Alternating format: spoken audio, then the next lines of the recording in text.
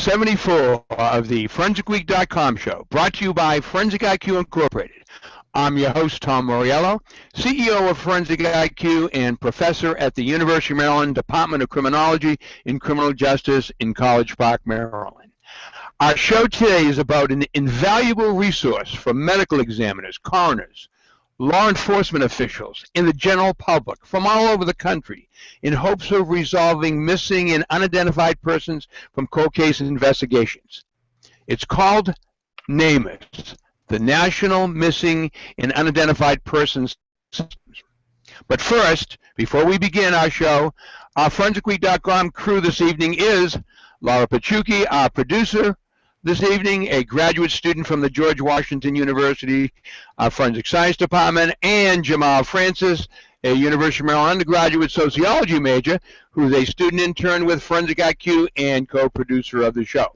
Laura, before we begin, please tell our viewers how to ask questions, make comments, and keep watching.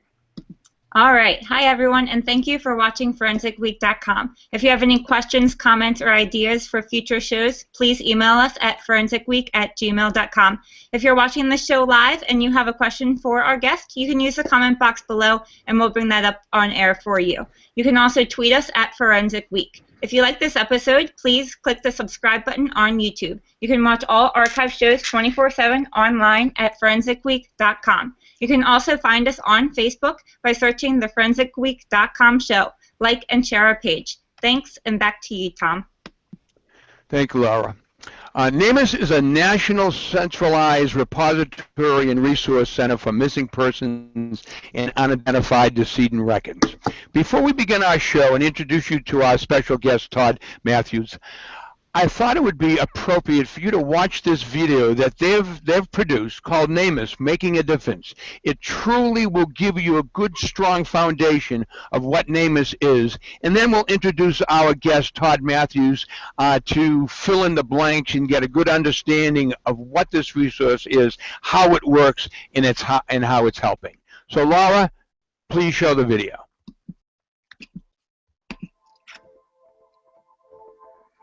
It is estimated that approximately 40,000 unidentified human remains cases exist in the United States. These remains are often kept in the offices of medical examiners, coroners, or other allied professionals, but many are also buried or cremated. On any given day, 80 to 90,000 individuals are actively listed as missing persons with law enforcement. The sheer volume of missing and unidentified person cases in the United States poses a significant challenge to law enforcement, medical examiners, coroners, and family members searching to resolve these cases. The number of missing and unidentified person cases in the United States has been deemed our nation's silent mass disaster. The National Missing and Unidentified Person System, or NamUs, is the only national program that combines online case repositories that are accessible to all with case management, forensic analysis, and analytical resources to resolve cases. NamUs is kind of a one-stop shop for missing and unidentified person cases. We all have pieces of the puzzle. Medical examiners have elements of these cases. We have elements, and families have elements. NamUs invites us all together in order to solve these cases. One case we had was a man who went missing with his vehicle. We had no idea where he went, and there was no trace of him after he went missing. We were able to enter him into NamUs, and a gentleman, a hunter, actually came across his vehicle in a dry wash out in the middle of the desert. He thought it was unusual. He came home, started searching the plate of the vehicle on the internet, actually came up with the NamUs entry, and was able to contact us. We went out to the area, did a search, and were able to locate the remains of the person, bringing resolution to the family in that case. NamUs resources include case analysis, forensic odontology, DNA analysis, fingerprint examination, and anthropological analysis of unidentified skeletal remains. All NamUs resources are provided free of charge through funding by the National Institute of Justice. Paula was 21. She went missing in 1987 from Kansas City, Missouri. And approximately 14 hours later, Ohio had found a body, had no ID on her, so they had listed her as a Jane Doe. For the first probably 4 or 5 years, we had got calls where my parents had to go identify bodies because they would think that it was her, and it would turn out that it wasn't her. And after that, it was like nothing for many years. Within 30 minutes, I had my match. First, I entered in the sex, the approximate age, what state she had went missing from, and the year last known alive. The last case was Paula's, and how I realized it was her was by the description of the tattoos that she had that I didn't think anybody else would have except for Paula. The most important thing that I had gained out of all this, besides getting Paula back home, is the support that NamUs has showed our family. Among the difficulties in solving missing and unidentified person cases is that they frequently cut across jurisdictional boundaries and involve different agencies and databases. Getting individuals identified is my goal with my job every day, is to give somebody a name back. NamUs is a great database because not only I can put in as much information as I want in there, I can put it in areas where if I don't want the public to see that information, or maybe law enforcement has asked me not to put that information in there, there are areas where I can put it in where I know the public won't be able to see it, but yet another forensic user or law enforcement can see that information. Well, we get probably 3 or 4 unidentified people a week in our office. We have been putting them into NamUs and hoping that people will look at this database and let us know if they think there's a potential match. I'm the last voice for the unidentified individual, and that's why I think most of us do this job, because we're speaking for those who can't.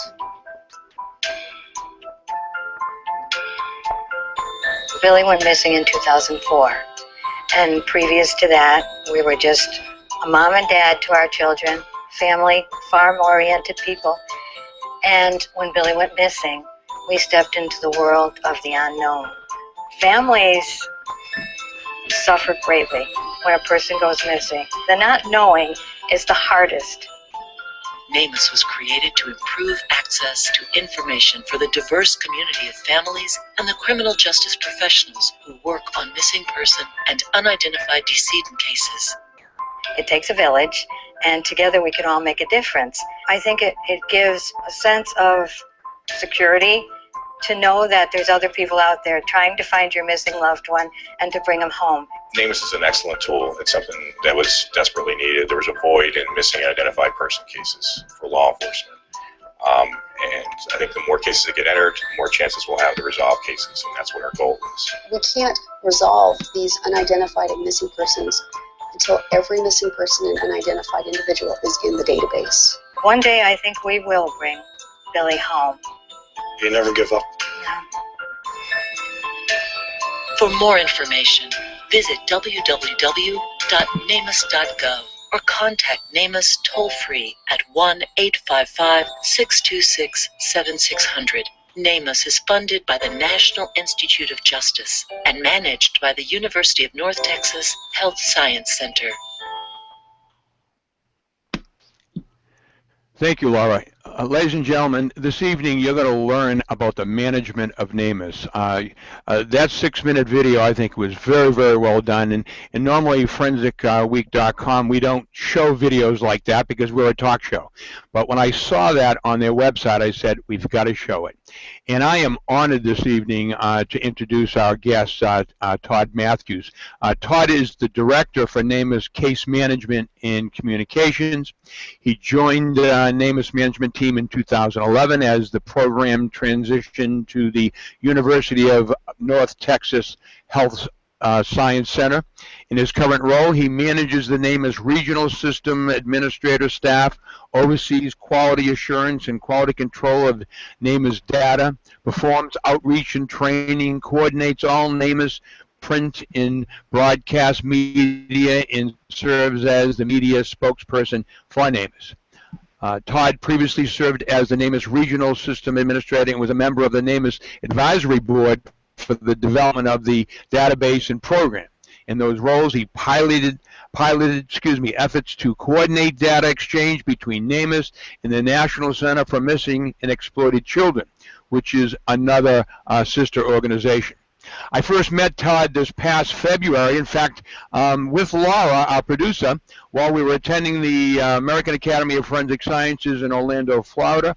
I was embarrassed to say I was not aware of NamUs, but as I learned about it and as I had the honor of meeting Ted, I said, we've got to have Ted on the show, and we need to ensure that our viewers are aware of NamUs. So, Ted, I want to thank you very much for taking time out of your busy schedule to be with us. I'm calling you Ted, I know. Okay, you're laughing. Todd, I know it's Todd. I'm sorry.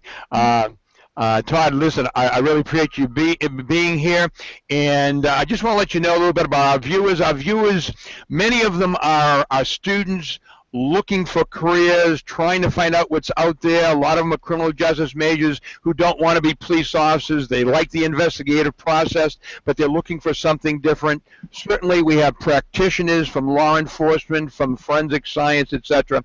So this is a wonderful opportunity for them to learn more about NamUs. So I want to thank you for being here. Oh, no problem. I really love doing this, and I like to work with students because, you know, I myself in the past was called a cop wannabe. I wasn't a cop wannabe. If I wanted to be a cop, I would have been a cop, and that's not what I wanted to do. But I did want to work in the field of criminal justice. I just didn't know what or how. Well, you know, why don't you start off by telling us a little bit about how you got to where you are and how you got involved in NamUs? Well, it goes back to 1968, and that was 2 years before I was born. My future father-in-law found a body in northern Kentucky. She was wrapped in a canvas tent wrapper, a Jane Doe. They called her the tent girl because she was wrapped in that wrapper. So for 20 years, by the time I met my wife, they moved to Tennessee. By 1987, it was almost 20 years she'd been a Jane Doe. It was Halloween of 1987. I think we were all telling ghost stories. You know, one of the first few days she was at our school, and something about the tent girl case really stuck with me, and I asked her questions, and I just felt a relationship somehow.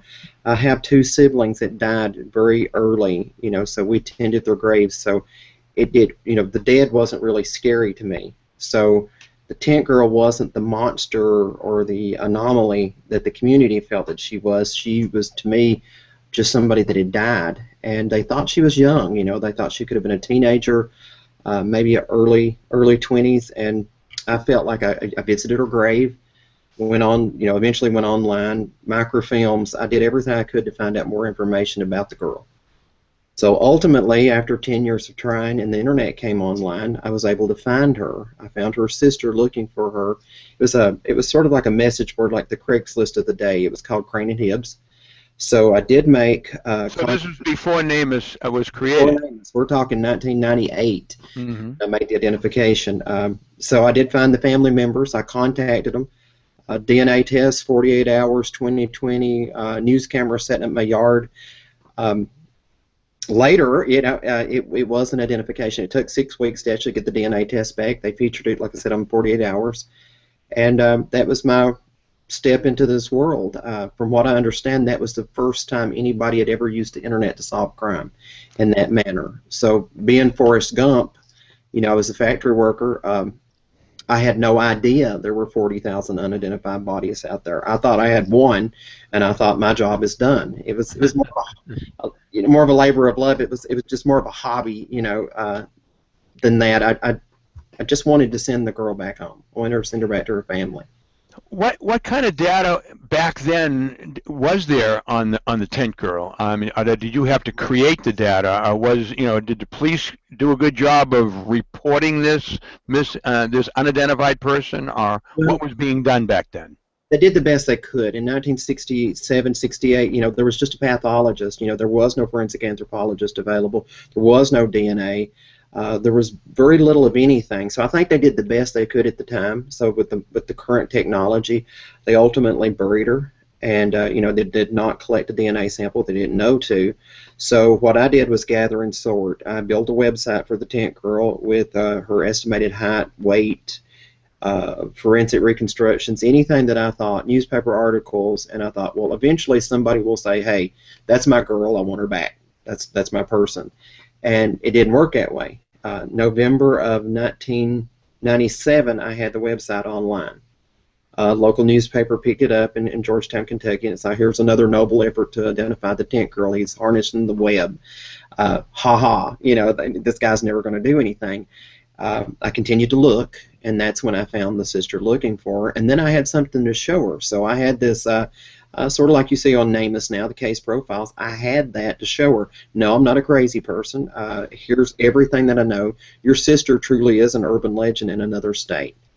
And it was. And after that, I started getting contacted from people all over the world, literally. That night, 48 Hours was on.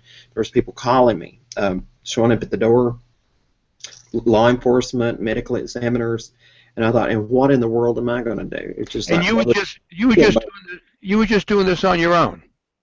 Yeah. I mean, it was just. I felt like there was a little bit of kinship, because I was in the same spot. My siblings were dead, but at least I could go. I knew where they were, and I thought, this family do not even have that. Mm-hmm. So that's what brought me here. And then I helped develop the DOE network. I don't know if you guys have seen that. It's the international database of unidentified persons, and we do calculate missing persons as well. There was some success because we were told that was impossible. There's too many. You'll never be able to do anything. So we knew we couldn't get all of them, but at least we could start putting them together, and then more and more hits came along. We kept getting investigative leads that turned out to be identifications. So that got the attention of media yet again, and I was constantly, it's been 17 years now, started getting more calls. Ultimately, by 2007, I was getting calls from the Department of Justice with random, people that I'd come to know over the years, through law enforcement, and they were asking me questions, like estimations, how many bodies are there in Orange County, California, how many do you have? So just random questions, facial reconstructions. We had volunteers that did that. So after that, 2007, I was literally on a loading dock at the factory that I worked at. I worked in quality control. It was somebody from the Department of Justice asked me to join the working group to put together a program called NamUs. I went to D.C. to the press club, National Press Club meeting, thinking my mom told me not to go. I'm from Tennessee. I have no forensic background other than the tent girl. I thought, she said they'll just laugh at you and send you home. I said, well, I guess they'll just have to do it. So I went and pretty much stayed. After that, I started on the working group. We worked for 2 years to develop the missing person side of NamUs. Volunteers helped us do that when we jump-started the system. The two databases, the unidentified that already existed, the missing, when we connected them together, it was just like I can imagine what Frankenstein felt like. It was alive. It did what we thought it would do. The two systems started connecting the dots between, creating investigative leads that we could help law enforcement work out what was missing, dental, DNA, fingerprints. So unfortunately, sometimes you'll have a good set of fingerprints on a missing person and skeletal remains. Prints are useless. You'll have buried remains like the tent girl, but a viable family member to collect a family reference sample, and dental records just the same. So that's our goal. Again, I did so many years ago, 20 years ago, gather and sort, build the profile, put it out before the public at a measured level, and then move forward with it. And I've been doing it since 2011 as an administrator, and it's been working. Fantastic. You should be very proud. The U.S. Department of Justice, it funds this whole program now, correct? Yes, completely. University of Northern Texas Health Science Center won the grant in 2011, and that's when I joined the executive team. From before that, I was a regional systems administrator, helping ship the data back and forth, and they saw fit to have me to do a little more, and so far it's worked out really well. I feel like in cases where I didn't think I would know what to do, I did know what to do. So the University of North Texas, they won the grant to administer the program, is that correct? Yes, so technically our headquarters is in Fort Worth, Texas at the university. Most of us work remotely from the regions that we served. I stayed in Livingston, Tennessee, almost exactly between Fort Worth and Washington, D.C., so it's a plane ride either way if I need to go. Regularly, I'm back and forth. And 2 weeks, I'll spend about a week in Fort Worth at the lab working with our in-house staff, and then the rest of us are remote. Very good. So you're in Tennessee right now? Yes. Very good. All right. Explain the association between NamUs and the National Center for Missing and Exploited Children. How do these two programs work together? Well, they very different thing. At the end of the day, it's the same thing, but we are a biometric repository. I think National Center for Missing and Exploited Children do more public work. They do more be on the lookout. Here's the poster of the child, Amber Alerts, that type of thing. We're assuming that our people are possibly dead. But just if you put your missing person in NamUs, that doesn't mean they are dead. Prepare for the worst and hope for the best. So find those dentals, find the fingerprints, find family reference samples of DNA. We need to get them into the system as quickly as possible. And National Center for Missing and Exploited Children, we call them NCMEC, they actually have case manager access to NamUs. So if we have child cases and law enforcement agree, they will handle those cases as case managers. So we're partners in the system, and we work with them every day. Some very good people there, lifelong friends. So they're two separate systems. Well, I don't even think it's not like they have a system. They are administrators in our system. Okay. So okay, I hear you. They help manipulate the biometrics within our system. Okay. So what we want to do is get the viewers to get a good understanding of how this works, how a case is brought to NamUs. For example, does all law enforcement in the United States, are they familiar with NamUs, and do they have a mandate or a responsibility when they're working an unidentified case? Well, I guess an unidentified person would come out of a medical examiner's office more than the police sometimes. So is there some mandated requirement for them to report to NamUs? No, not yet. There is a law that's in the works called Billy's Law, the Help Find the Missing Act. It would require time periods on certain things like unidentified persons and missing adults that would require them to be entered into a database more quickly. We have to understand we're a new system, so we're not going to be I say new, it's years, but it's new in the world of government. It's a new system, so you don't come out of the chute mandated. I think we proved that we are a viable resource, and it's different now. The unidentified, they're entered by coroners or medical examiners or their designees, which can be law enforcement. And the radical side is the missing person side. Families can do primary entry. Next of kin, any next of kin, the nosy neighbor next door. A concerned citizen, a complete stranger, can initiate a missing persons report into NamUs. That's where you harness the power of the people, and that is an important thing because you're law enforcement. We're overworked, overwhelmed. This is the first government database to do that. But just because you enter the data doesn't mean it's going live until it's vetted. So one of our staff, we have 7 regional systems administrators. They will contact law enforcement. They're like a single source of contact. They've already established relationships with these people. So when they have a case that comes in, it meets the criteria. It's a valid case. We approach law enforcement. And sometimes we work it backwards. Sometimes they didn't know the person was missing. Sometimes we're the first to tell them. Ideally, they would already have a local report. If not, we try to establish a local report. And then we're able to, when law enforcement's ready, we're able to publish the case, start getting public tips, start doing comparative analysis, and once you have your NamUs number, all forensic services are free. Dental, DNA, fingerprints, anything that we can provide for you is free at that point in time, but you have to have your NamUs case file number. So that's the caveat to that. You must be entered into the system in order to get the benefits of the system. Okay. I'm sitting here with 1,000 questions in my mind, and I want to invite Jamal and Laura certain if you have any questions. And Laura, please pay attention to if any questions are coming in from live viewers. What are the standards for example, for a missing person? What are the standards before you're going to enter that case into NamUs? Does it have to be a certain amount of time that they're missing? Are the circumstances have to meet a certain criteria? How does that work? Well, I can say there's not really a standardized process across the board for the United States. Now, the time periods, obviously, we probably don't want to be a hot case repository. If I don't show up for work in the morning, I don't need to be a NamUs by the evening, being compared to bodies. But there is a time period where you feel that the person's endangered. That might not stop my wife from sitting down and entering the data, and she might not know everything. Like when it comes to dental, and she's asked my dentist's name. I have 3 dentists. So which one is she going to? She might say, hey, I got to come back to that. So she can save the file as is, go away, come back, and we can see those. So if they actually get to a point of somebody's continuing to edit these, we need to intervene and maybe help them. We can contact them in our incomplete files. So we see that often. We see people get to a certain point and then they don't know. They don't know what to do next, and we can pull those through and assist them. But we give them a little bit of time to let me look up that fingerprint, let me look up that, a few more questions, and height, weight.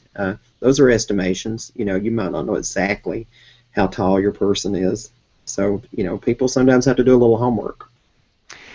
In reference to missing persons, what percentage of it are coming in via law enforcement versus the general public? That's hard to say because it shifts. I see a lot of shift in this. Originally, it was mostly the public because obviously, we used the volunteers for the beta trial. And we put a huge bulk of cases in at that point in time. We'll do events like AEFS or a local event.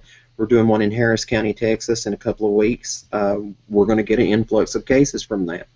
So I think that question could vary on a day-to-day basis. What we're getting right now, I think a good majority of it's coming from law enforcement. Interesting.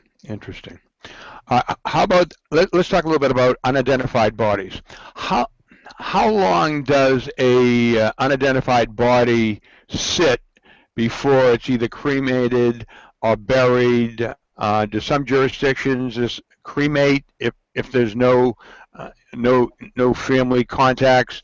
And if they're going to cremate and or bury, is there a standard of biological and personal data that is required before they do either one of those things? I think as far as legal requirements, I think everybody does it a little bit differently. But nowadays, in this world of awareness, since 1998, and the internet has been around, and we're all very conscious. I lived in a time period where I didn't know there was 40,000, and there was law enforcement agencies that didn't know there was 40,000 unidentified bodies. And that's an estimation from it was a study done by the Department of Justice back in 2004. And, we would have coroners that would send you, I have 4 unidentified bodies, but we didn't necessarily have all the statistics on those bodies. It was an estimation to see if the system needed to be. And you get everything. We have bodies that have samples created, dental x-rays taken, fingerprints taken. They're cremated just for the storage. You can imagine, the storage problems of that. Some remains have been scattered at sea. Their cremains. I don't like hearing that because I know the first thing the family is going to say, just like I would, where are the remains? Because I think human beings are programmed to understand death and accept it in its normal process. Mm-hmm. We're not programmed to understand gone. That's where everybody goes haywire. It just does not compute. Gone does not compute. So you don't know, are they suffering? Are they dead? Were they murdered? Did they just wander off? Did they drown? You don't know. Especially as a parent, even of adult children. My oldest son is 23 years old. He's a child to me, and he'll always be a child to me. My dad is 67. I'm 44. I'm a child. He talks to me like I'm 2. So definitely, they're going to look for you forever. How old is your dad? He's 67. 67. Okay. Yeah, he's much older than me. I'm only 63. Okay, so unidentified bodies usually fall within the jurisdiction of a medical examiner or a coroner. Is that a fair statement? That is a fair statement. Coroners have the ultimate authority, but often they ship off their forensic services to regional medical facilities. That happens very often. Coroners are often elected official or appointed. In fact, here in Overton County, Tennessee, I am the coroner. And I was appointed by the commission, and that gave me access to help them with certain things. But do I have to do the forensic work? No. It's more of an executive position. I just assist them as needed. And I have to tell you, we have no unidentified bodies here, and technically the only missing person was missing from another county. He's an Overton County resident, but he went missing in the next county over. So we really don't have this problem here. Okay. So, but there are some jurisdictions around the country that if they have a missing unidentified person, they may keep it for a certain amount of time, and it's their decision, because there's no federal or state mandate on how long. Is that correct? There's nothing that says there's a certain degree of time that everybody has to follow the same procedure. And knowing bodies now, as I know them, sometimes they think they have a lead. I've seen cases that I thought slam dunk. The second we get DNA on this person, it's going to be the second I have these fingerprints compared, we're going to have it. And then you find out no. In fact, I've just recently had that where I would have bet the farm on it that this person was who I thought it was, and it was not. And it was proved to me scientifically. And if it hadn't been proved to me scientifically, I wouldn't have believed it.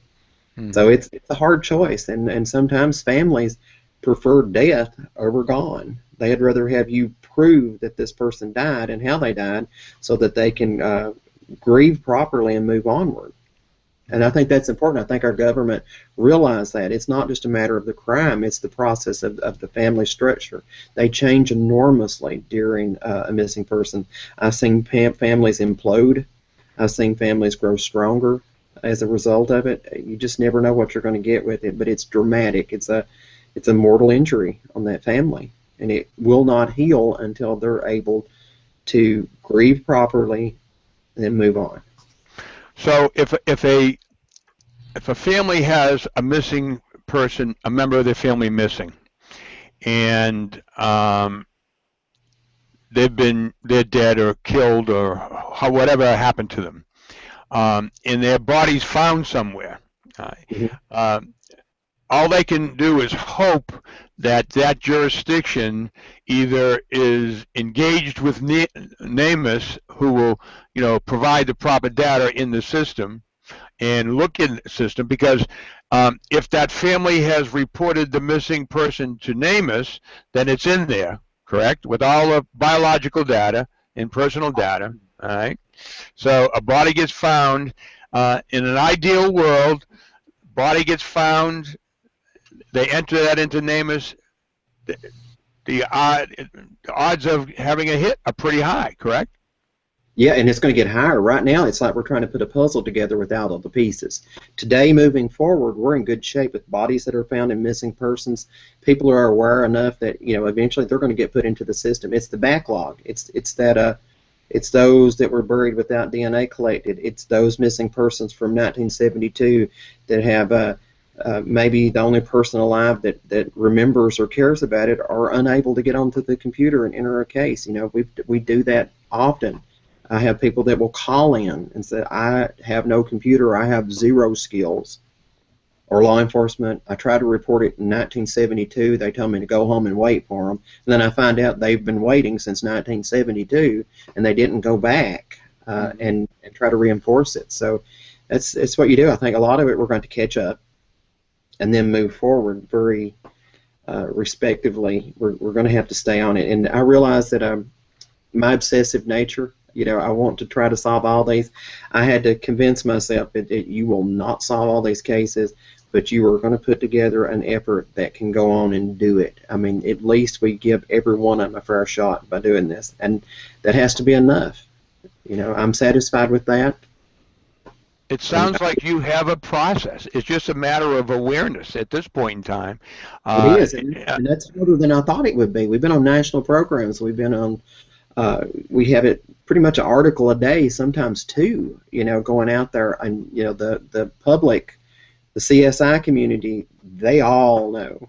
And then you'll have somebody that works homicides, and you find out, how did you not know about NamUs? And you work homicides on a day-to-day basis, and it's free. It's free. It's usually not very hard to give away free things, but sometimes it is. And I believe them. They tell me I've never heard of it before. Well, I got to tell you, as I admitted at the beginning of the show, and you're looking at me right now, I had, and I've done a lot of research. I've written books on criminal investigations and done a lot of research on death investigation. I'm embarrassed to say I did not know about NamUs? Certainly, I understood the problem with, unidentified bodies and the need to try to report that together with missing persons. You have NCI, the National Crime Index, the FBI database. Now, do they have similar data in there also? Is that an overlap of your data? Well, actually, some of our cases come from FBI NCIC exports. So we'll have an agency that says, I have 37 missing persons and 22 unidentified, and they can actually export them upon their free will into the system, and we can sort those out. It has to be enhanced a little. We're going to look for radiographs, photographs, more detailed information if we can find it. But it has to be something that has to be publicly consumable at that point. So that's what we have to work on, is making it something that's sorted out. NCIC is a law enforcement database, and we have to make it something that families and volunteers can see. If you were king for a day, what would you want to do to ensure the awareness doubled or hit every corner of the community? That's a dangerous offer to give me to be king for a day. Screaming, running, I'm sure. I don't know. I just wish people, for one day, I'd just like to have a national missing and unidentified persons day where we can all look at it. Unfortunately, so many people, it doesn't matter to them until it affects them. When you find yourself in the land of the lost, if you never knew about it, it's too late to look for a roadmap in and out. You're here, and hopefully somebody's going to come and find you and give you some information, because you're here, and it changes you forever. It does.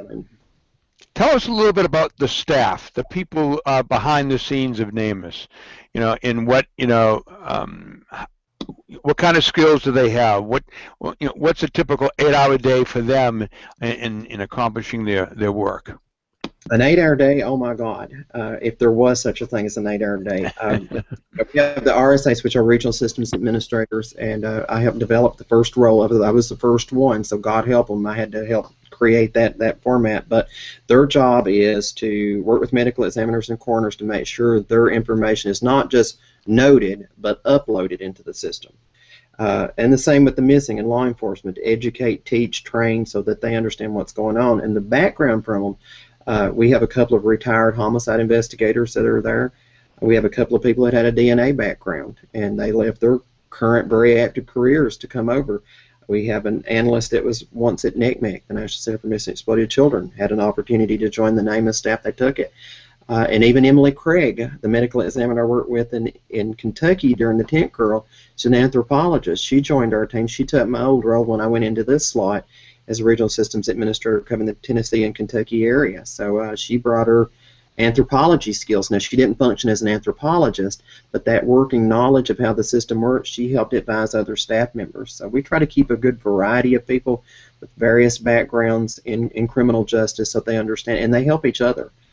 And I can see an enormous growth potential in NamUs. I think we're on the ground floor. Hopefully there'll be statues of us in the central hallway of some huge organization at some point after we're long dead, if they'll remember us so kindly. So these are all paid staff? Yes. Okay. And I think that's important, because when you're working with volunteers, as good as volunteers are, you can't demand anything of them, to do certain things. You just can't. And we have to have people, you're going to be here from start to finish of this day, and and they report. I can see everything they touch in NamUs. If you're one of my staff, not that I'm looking, but I can, if I wanted to pull up your chronology, I can see every button you touch. And I've never had a question that they're not working their tails off every day. Now, you mentioned, anthropologists and various professionals in the various fields of forensic science and law enforcement who are members. Are you hiring students, people right out of college who are beginning their careers that are interested in this field? Does that happen very often? Is there a job market there? It can. Of course, it's slow growth. We're on a certain budget that goes forward every year. Until we're a line item, until Billy's Law makes NamUs, I don't see NamUs going away because law enforcement depend on us too much now. We're extra staff for them. But we're not officially a permanent line item until Billy's Law comes into play. After that, there's enormous growth potential. And we have added to our staff. There's administrative staffers in-house at Fort Worth, and those are more or less entry-level type jobs that we've posted and people have applied for and got them. So we have just a little bit of everything. We have 2 forensic odontologists, and that's all they do for us. They look at the dental records, compare them, enrich them, upload them into the system. If I say I think this one could be this one, or the system suggests a possible match, they can review and exclude. Once we exclude, we won't have to go through that process again because a note's placed into the file. So it's done. Okay. DNA. So if somebody is reporting a missing person, certainly if it's by the law enforcement or the medical examiner, they certainly have the capability of collecting DNA. What about the general public when they're calling in? How are you collecting dental well, I guess family can easily get dental records, but how are you collecting DNA from when the general public calls? Well, unfortunately, we have our own DNA lab, which is they have CODIS access, and that was right beside of the NamUs grant. University of North Texas Health Science Center already had a grant for the national database, for the DNA database, for the missing persons. So that was already there, and I think that's one of the reasons why they chose University of North Texas to be the home of NamUs. I think they're slowly starting to merge these 2 entities together. So we have family reference sample kits, and I know you have access to a link on our website where we can send kits out to law enforcement where they'll get mom, dad, siblings, cousins, grandparents, whoever we can find that are the closest kin. Simple cheek swab. It's uploaded into the database. Should it hit, it was called an association, and then we're able to take the association back to the medical examiner and law enforcement, and the coroner or medical examiner will make that call. This is an identification, so it's their legal responsibility. We just make the suggestion that it's a very likely possibility. Very cool, very cool. It is cool. Cooler than CSI. Yeah. We're the anti-CSI show, in case you're wondering. Yeah. Let's talk a little bit about training. You have a lot of online training programs, and Laura, if you would just put up that website, could you tell us a little bit about the kinds of online training that you offer and who you offer it to? Now, a lot of those trainings are available to the general public. Some of those fluctuate from time to time. Most of the time, those are free trainings. We are in the process of updating some of those. So the best training that I think we have is when we actually send a staff member out to an agency. Just a couple of weeks ago, we did a training with TBI, the Tennessee Bureau of Investigation. There was probably 450 people in the room. So did they get a comprehensive, in-depth knowledge of NamUs? No, they got a couple of hours of a presentation, and that has branched off into 3 sessions across the state that's going to be longer, more detailed. But at least everybody walked away, I know what NamUs is. And they took several family reference sample kits with them so that they can collect and send the reference samples in. And they can impact the medical examiner community because they're the investigating agency often. The medical examiners and coroners are often the people that house the remains, but they're not the people that are actually investigating the homicide. So, we like to get law enforcement involved in it. Sometimes they're not as involved as we would like for them to be, and we can help change that. Typically, you've seen law enforcement and medical examiner communities not have that much to do with each other. Medical examiners only recently had the opportunity to access NCIC. And I think NamUs is the big game changer because we're bridging that gap and we're helping people. Just as if Johnny don't like Susie, that's okay. You don't have to work together. We'll connect the dots for you. You don't even have to look at each other. We're fine with that as long as we're able to work together. So we find ourselves being a social scientist as well, liaisons. Very cool, very cool, very cool. You talk about regional. So do you have regional offices throughout the country, or for example, up in the Northeast area? Do you have something up there, or do they report to something down in the southern states? They all report to the University of North Texas Health Science Center as our headquarters. When I say remotely, these are people working out of their home offices. and a great deal of the time they're on the road. So we want the RSAs to be in the community in which they serve. So when they walk out the door in the morning, they actually live in the area. Maybe they might have a group of 7 or 8 states, but they live in that area where they live. It's a drive. So they're part of that community. They're invested in that community, which is really good. They're impacted by what goes on just outside their windows. I think that's important.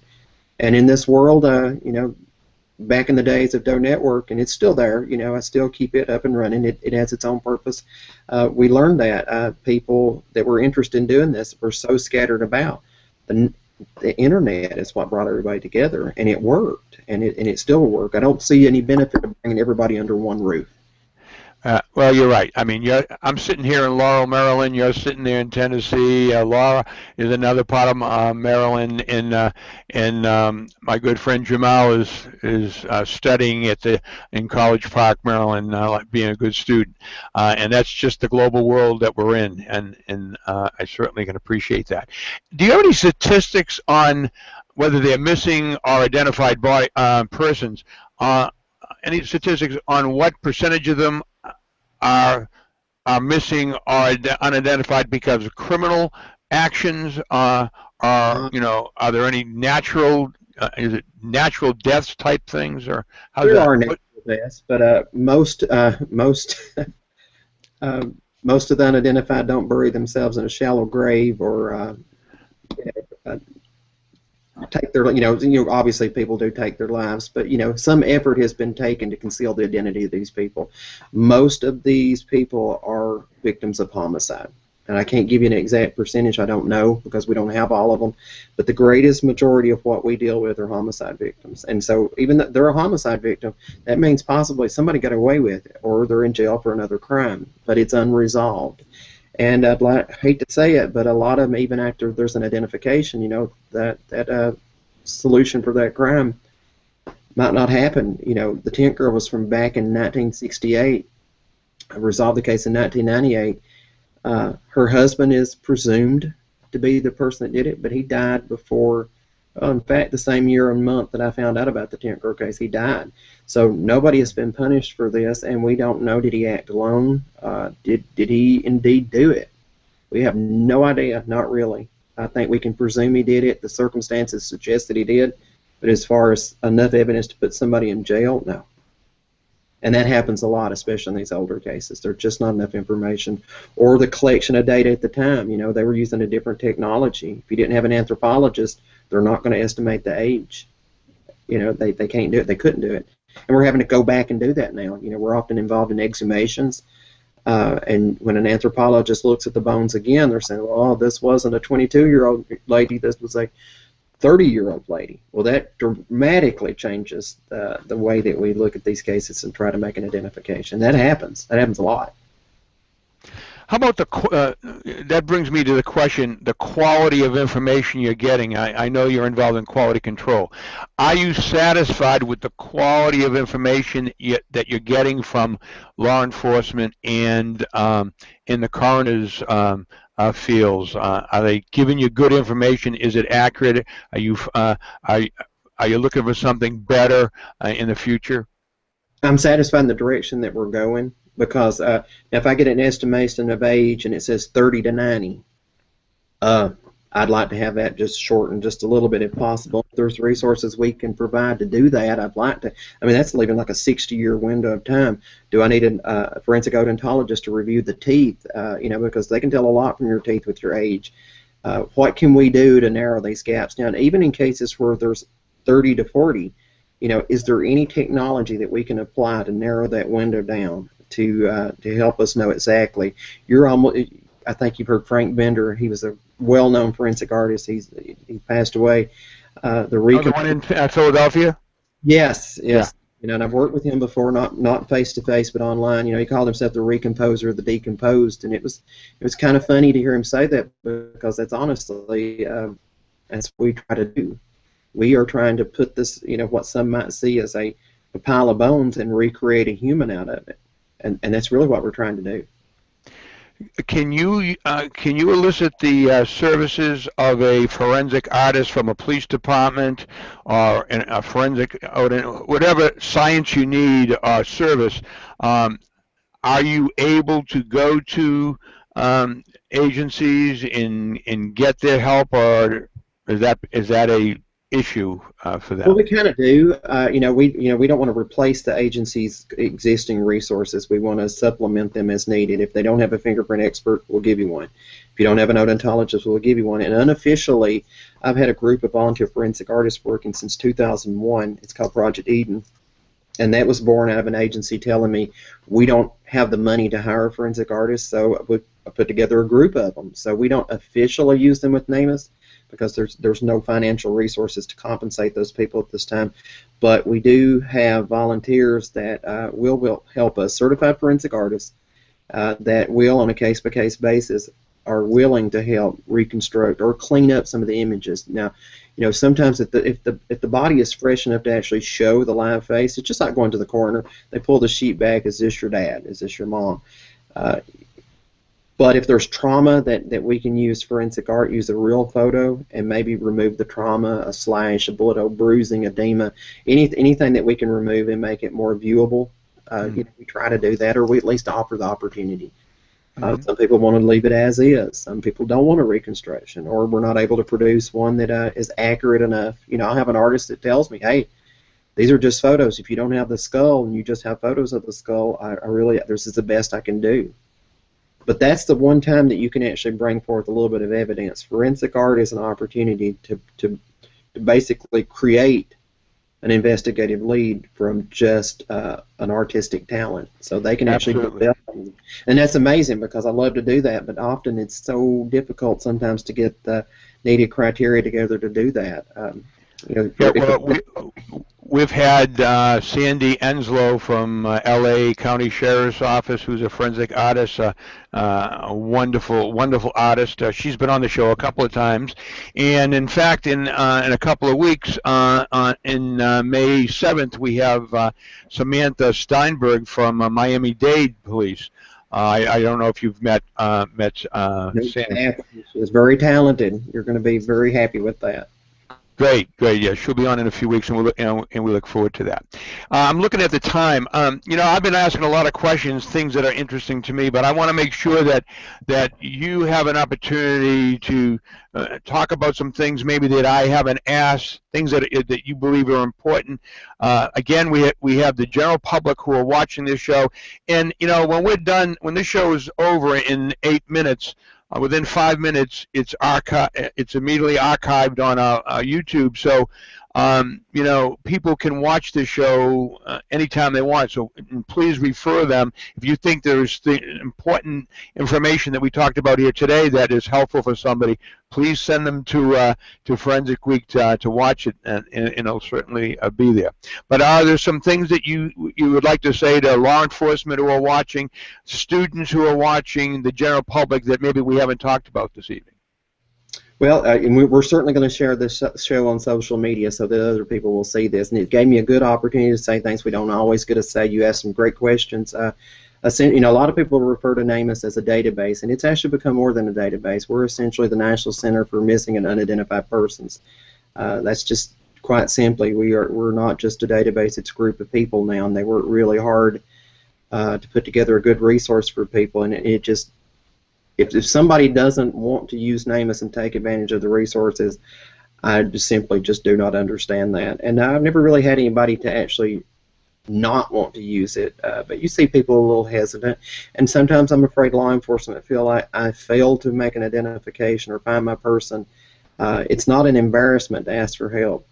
I think you're no less of a person to ask for help. In fact, you're probably braver than most people. Most people won't ask for help. And I don't want people to hoard their information afraid that somebody's going to solve it and make them look bad. We try to work really hard, everybody that's involved. If we do media, and I'm in charge of much of the media, we try to thank everybody that had something to do with it. So we don't want to come out and say, NamUs solved this case. It's more, we solved this case, or they solved that case using our tools that we provide. So I think anybody that has that experience with us during an identification, I think they're going to be pleased with our customer service. That we're not going to try to take this away from you. It's your case. You're the investigating agency. You call the shots. We're just whispering in your ear and offering you tools. That's an important point that you're making here, because I see that on a negative side so much, where people are afraid to utilize certain resources because they're afraid.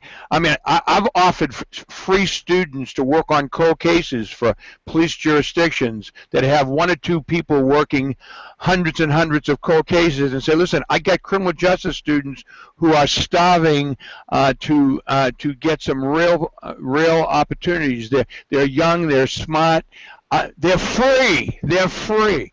And Yeah. and I've had the kind of attitudes I get. Well, that'll be a problem because they may make us look bad if they find some information that makes a case. I said, do you hear what you're saying? That's nuts. That's nuts. Crazy. You know. Well, I mean, I think I'm an anomaly here. I didn't come from a forensic background. I didn't come from a law enforcement background. I come from a background of volunteerism, and I think that's a message that I've always tried to teach, is responsible volunteerism.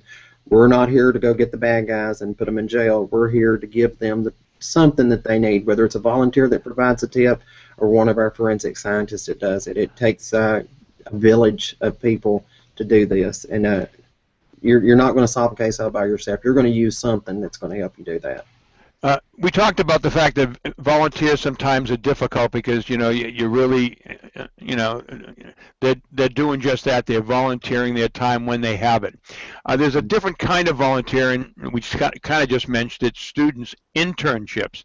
Are you using student interns that are required to do practicums for college credit, so they are required to put X amount of hours in and make a difference? Are you using them at all? No, I've really never really had anybody to take us up on any opportunities. I've had students express an interest, and it would be basically manual entry. So I've actually showed people how you could do this, but as far as giving them access to a criminal justice database, we can't do that. Right. It's kind of hard. I'm hoping that maybe through the university we can look at some process of being able to utilize students. We just have to identify something that's easy enough for them to do that is not going to encroach upon the investigative data. So, sure. And we're working on a fingerprint database at the university right now. There's the possibility that maybe we could use students to scan fingerprint images at 600 dpi. That would be important. I mean, that would be something they could do and get a legitimate credit. So it's just. But they'd have to do that in Texas, right?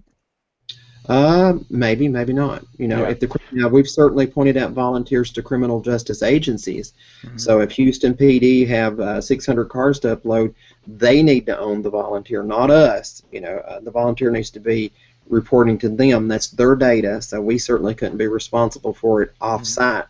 So, we've certainly suggested the opportunity that people use people in their house, and that gives people all over the country an opportunity. Well, I just want I want to offer to you, the University of Maryland is one of the largest criminal justice programs in the country, the #1 graduate and PhD program in criminal justice, and at any time, if you feel like, you have something that it would help, we have 800 majors at any given time, and a lot. My students who are taking my forensics course, they're all in junior, senior, so there's that opportunity. And if anyone else is listening in the academic community, I'm sure there's others also. Todd, I want to thank you very much. I'm really honored to have met you and to have you on this show. I think what you've done is amazing, and it's truly making a difference. And I'm sure there's hundreds and hundreds of families who are aware of what you do and what NamUs does. And I want to thank you very much for being on the show this evening. Well, thank you for helping us spread the word. Absolutely. And if there's anything ForensicWeek.com can do in the future to help spread that word anytime, all you have to do is let us know. I'll take you up on that. Okay, before we close the show, I just want to make sure everybody knows what's coming up. April 23rd, we have Lorena Hoffman, who is a certified senior crime scene analyst from Suffolk Police Department in Virginia. Please don't forget to watch that. She's the real CSI type person, good friend, somebody who I see every year at the American Academy of Forensic Sciences. May 7th, we talked about the fact that we're going to have a forensic artist, Samantha Steinberg from Miami-Dade Police in Florida. Looking forward to having her. May 14th, firearms identification and toolmark examiner Christopher Faber from Baltimore City Crime Lab. We've been trying to get a firearms expert for a long time. We finally got him, so that's May 14th. June 18th, we have another Lizzie Borden update. Lizzie Borden just won't die, even though I just heard this week somebody desecrated her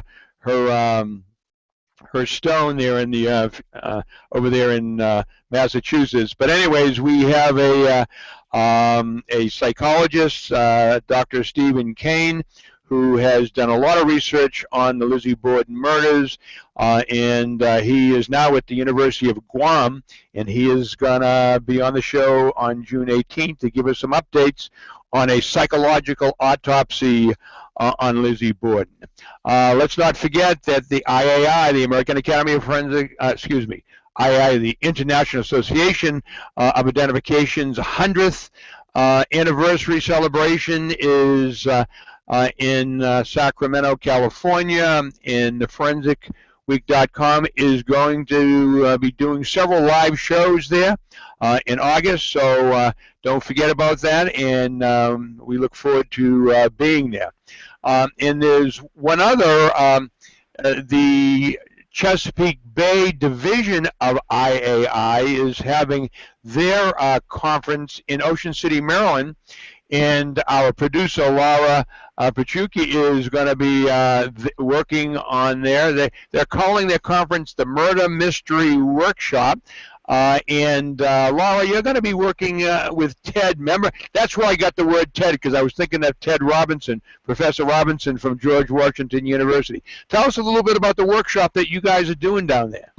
All right, so the workshop is the conference is next Friday and Saturday. And on Friday, we will be having a mock crime scene workshop. Teams can go in and they'll go through the crime scene, collecting and processing evidence and assessing the scene, and then they can ask questions of the possible suspects. So I believe that I will be acting as one of the suspects during the workshop, and then the first team to determine the correct suspect will win. And so we'll be doing that. If you would like to join one of the teams, you can email Ted Robinson at erobinso@gwu.edu. I will put this email back up on for a moment so you guys can see that. And that's it. Okay, very good. Thank you very much. That sounds great. And again, the Chesapeake Bay division is associated with IAI. I understand they have chapters all over the country that work with IAI. So, ladies and gentlemen, I want to thank you for watching this show. I think it was a great show, learning about NamUs, and I want to again thank Todd Matthews for being with us. We will see you next time on ForensicWeek.com. Thank you for watching.